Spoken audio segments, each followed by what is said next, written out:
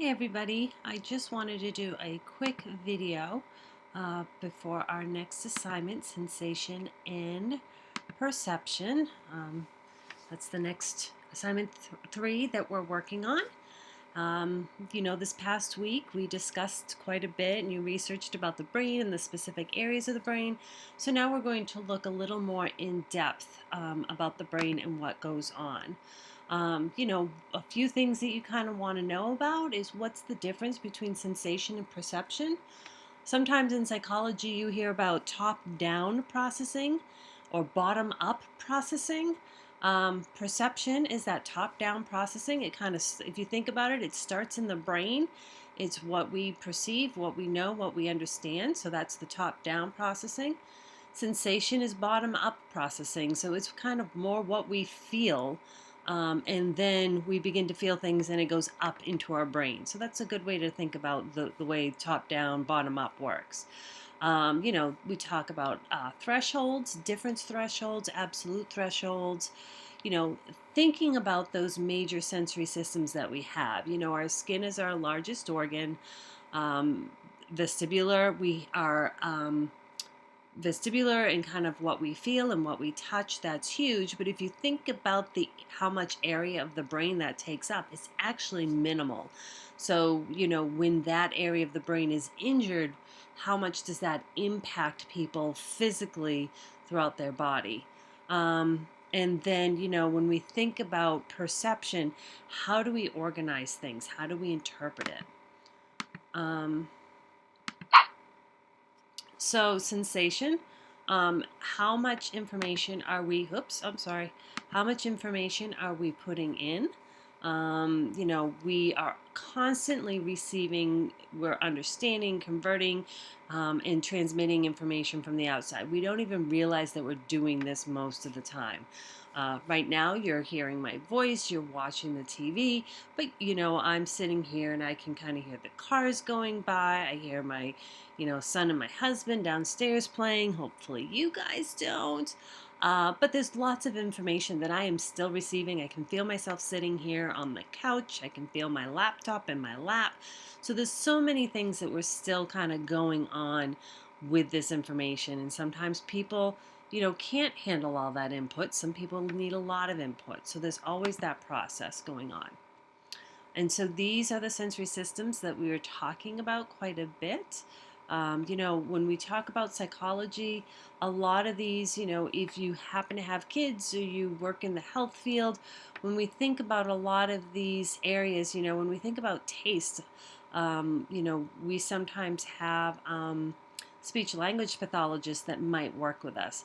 Vision and hearing, we have vision specialists, we have hearing specialists. When we talk about vestibular, touch, kinesthetics, body movement, a lot of times occupational therapists will work with us. So a lot of times this isn't just a psychological type of thing, but it's really important for those other careers and those other specialists. They also have an understanding of psychology as well. So, when I said in the beginning, psychology really can be within everything, it really is. So vision, it talks about that our receptor cells are located on the retina. The rods are for night vision and the cones are for color vision. And so, the eye kind of comes in and there's, definitely different videos you can watch and the book explains it. The light comes in, it focuses on that visual receptors, and then it converts it into some energy. And then that energy becomes neural impulses, and that information gets sent to the brain. So it's not so much the actual picture or even the light. There's a lot of transmission and there's a lot of transitions into these neural impulses, and that is really what's sent to the brain. We hear via sound waves. I go to the planetarium and my son loves to go to kind of the sound wave machine and make it do different things. And, you have those high pitches, those low pitches. So we hear via those different sound waves. And then those receptors are really in the inner ear. And it's not so much those sounds that are coming in, but it's how our tiny hairs within that inner ear, that how they react to the sound energy. And then just like the vision takes light energy, ears will take sound energy, and then transfer that and convert it into neural impulses. And again, that's what's sent to the brain. So we have our smell and taste receptors, four basic tastes: sweet, salty, sour, and bitter. A lot of times, the smell and taste are often combined together. How many times do we smell something, we can taste it at the same time? Or when we have a really bad cold or really bad allergies, we can't taste anything.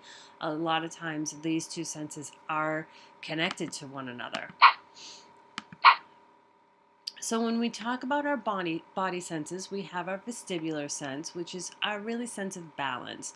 This is connected to our inner ear. So if you happen to be on a boat, go on a cruise or something like that, many people come off and they kind of are still kind of walking around and feel like they're still on the boat. That's because our inner ear, those little hairs in our inner ear, they're still going back and forth as in the motions of the boat, and hasn't really adjusted to dry land yet. Sometimes when you go to, like in the 80s, when we go to loud concerts and didn't wear ear protection, we kind of felt off balance afterwards because our inner ears were still ringing. Kinesthetics is our body posture, but this is really having an understanding of where our body is in space, our body movement. Where are we? If I know my legs right now, not that you can see, are curled up underneath me. You can, even though they're automatically there, you don't really pay attention, you can feel that and you know that that's there. You know where your body is and where different parts of your body are because of the receptors in the muscles, joints, and those tendons. And then our skin really reacts to touch. So, we know temperature, we know pressure, and we know pain as well. So how do we process this information? We have sensory reduction. This is where the information is sent to the brain. We kind of filter it out, we analyze it. Sometimes we know right away and the brain doesn't even have to do anything. And other times where the information, and this is usually with newer information, that there's a conversion that occurs where that energy, when we get that sensation coming in, is converted into an impulse so the brain can understand it. Sometimes, think about the first time you touch a hot stove. You put your hand on the hot stove and all of a sudden it seems to be like a little delayed reaction, like, oh, that's hot. The next time you remove your hand from that hot stove much more quickly. So transduction and sensory reduction. Adaptation, you really have a decreased sensory response to continuous stimuli. Sometimes if you happen to work in a daycare, a lot of times you hear the crying babies, but it doesn't really bother you. You kind of get used to hearing crying babies. If you work in a hospital, sometimes a nursing home, there's a lot of kind of these chemical types of smells that go along because you're constantly washing your hands, keeping things clean. You kind of get used to those smells after a while. Sometimes people who work in factories, they get used to the noise, or they get used to the smells in there as well. Sometimes, I know there's some nurses and EMTs. There is some people who, the first time you kind of see somebody with a cut that's very deep and very bad, you kind of a little overwhelmed by it, but after a while you're, oh, that's just like a little flesh wound, we're just going to put 20 stitches in it. So psychophysics is the study of the relationship between the properties of stimuli and a person's experience of them. So how do we interact? And this is where those thresholds come in. So our absolute threshold, it's the minimum amount of energy we can detect. So think of it as the radio. How low can you put it that you can still see it, still hear it? Sorry. The difference threshold is the smallest change in stimulus we can detect. Uh, thinking about the radio when you get your headphones in, sometimes you can turn it up one little notch and you don't really notice a difference, and sometimes you have to turn it up 3 or 4 notches in order to hear that difference. Now, perception, again, is that top-down processing. So when we go beyond the stimuli that's presented to us and we kind of have a meaningful situation, we really try to understand it and connect it to different things that go about. So that top-down processing, again, higher level knowledge, experience, expectations. That bottom-up, recognizing and processing the information about individual components of the stimuli. That's those sensory pieces. So there's different key concepts about perception, selection, organization, interpretation, and then, it does talk a little bit about subliminal perception and ESP. When we think about, selection, these are some different things. We have selective attention. That definitely happens for all people. I think we all know that. If you are interested in something, you are definitely going to pay more attention to it. You are definitely going to understand it better, and you're definitely going to maintain more, not only attention, but you're going to be able to encode more information and definitely recall more information. Oops, my apologies. I thought that was one more. Habituation, things happening over and over again. It becomes habit. If we think about, people who are going on diets, you kind of have to involve the foods that you like, get them out, but after a while you kind of don't miss, hopefully, the junk foods. So I've been told to go on, but it does become a habit. We also have to organize the information. We think about the gestalt. The gestalt is the gist, the form. What is it? What's going on? That's the here and the now. We also look at the constancy. That's a lot of the size, shape, color, and brightness. The depth and the color. All of this information helps us organize it in our brain when we kind of pay attention to it and then have a better understanding of it. So the Gestalt principles, how do we organize those bits and pieces of information into meaningful wholes?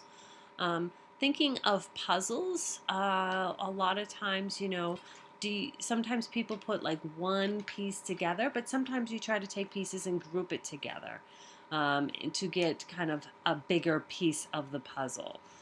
So, you may start with the outside edges and you kind of find all those straight edges, and then you organize those bits and pieces, and then it begins to make a whole, and then you can put the inside together. When we think of the gestalts, like the form, a lot of this has to do with kind of occupational therapy, but kind of the figure ground, the basis, proximity, how close it is, and closure. Is it kind of an open-ended? Is it kind of very open, or is it kind of secure? And continuity, similarity, those are all factors. So constancy, is it constant? How constant is it? And the size, shape, color, brightness, there's different things that we're going to look at. And all of a sudden, this time of year, there's lots of baby animals coming out and being born. And, you look at the big animal, oh, that's what that's what a big deer is, and that's a doe, or that's what a bear is. And then all of a sudden you see the little tiny thing and you're going, it's because it's not as constant and it's such a newborn, you don't always recognize it right away. So we do interpret information. How do we adapt to it? What's our perceptual set? What information do we have? What's our own personal motivation? And what kind of reference do we have about this? And then subliminal perception, there's different schools of thought on this. Some people believe in it, some people do not. But subliminal perception is about, it happens like below our level of consciousness. It's about how we're aware of things, but if it has an effect on our behavior, there's some studies out there, twin studies especially, about subliminal perception and how do, these twins know about each other and know the things that happen in each other's lives when they're living, say, across our nation. And then ESP, again, another kind of controversial subject, but sometimes it can be a fun subject to talk about as well. So we have that alleged perception in the absence of any type of sensory data. How are we able to do things? How are we able to understand things? How are we able to know things? This is a lot of precognition, psychokinesis, clairvoyance, telepathy. Stephen King has written lots of books that include these types of behaviors. So those are different things that are going on. So I'm going to pull up here. Give me just a moment, my apologies. So when you look at this week's assignment, you're going to see that it's a little bit different as you're kind of looking through my different things here. So the assignment this week looks a little bit different because, well, indeed it is different. Let me just get into here.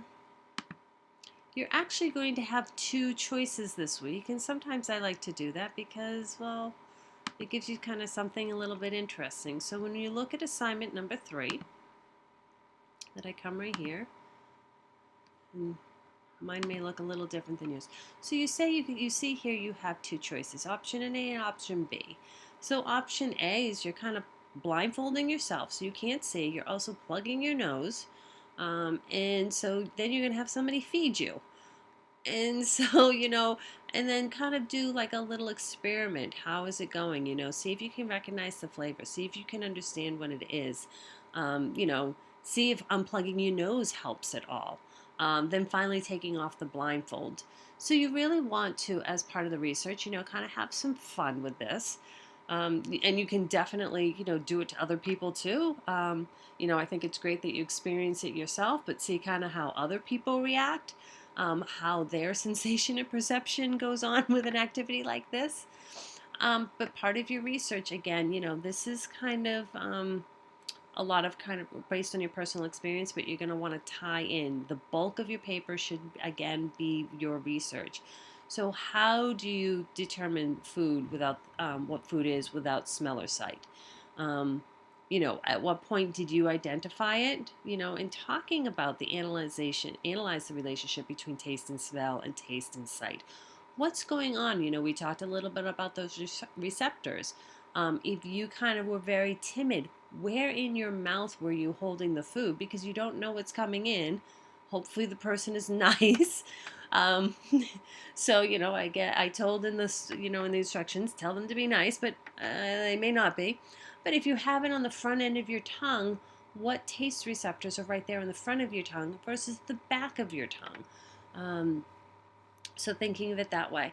Option B, you're going to explain how one senses the world around you in various ways. Sight, touch, hearing, all of those things. And then, talk a little bit about those senses, what they are, how they work. And then if you had to give up one sense, what would it be? And then, I really want you to analyze kind of why you would give up that sense. And not just, I definitely want your personal opinion because I think that's going to be important, but use that research to back up. Because as you're researching this, say you're like, oh, I'm going to give up the sense of taste. And as you're researching, what happens to a person when they give up the sense of taste, you may decide afterwards, like, I don't want to do this. And then, think about how home, work, school, just your life in general would change. But also talk about, too, at the same time, how does perception influence your sensory systems overall? What happens within the brain? Many people, when we're talking about brain injuries, we think about strokes. When people have a horrific accident and lose the use of a limb, what happens within the brain? Because many of these people can still be successful. We have many people, many celebrities who are blind and play musical instruments beautifully. How are they able to do that without seeing the keys or seeing the strings of the guitar? Or they play drums. How do they do that without seeing all the drums around them? So really think about that. If you were to lose a sense, what happens within the brain and how does that impact the other senses? So hope you guys have a great long weekend. I will be back next week But that is just a little bit about perception for you. Have a great night, guys.